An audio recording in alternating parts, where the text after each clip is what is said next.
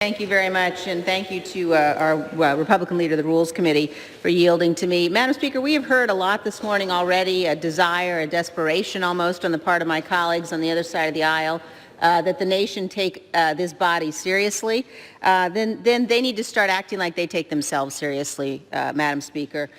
When we are here gathered discussing this most grave and solemn obligation we have, addressing impeachment, we know, Madam Speaker, what a serious process would look like. We have seen it before. We have seen members on both sides of this aisle in the past, when we've been engaged in the impeachment of a president, act in a way that is serious, reflects the dignity of this body, and reflects the importance of the Constitution.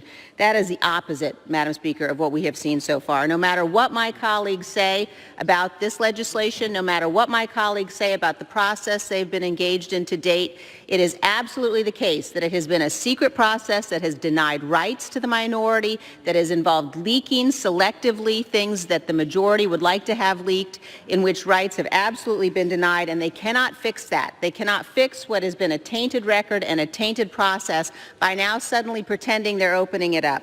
And Madam Speaker, let me say one other thing. Every time I hear my colleagues on the other side of the aisle talk about efforts to somehow undermine national security for political gain, I can't help but think about what they are doing precisely this morning.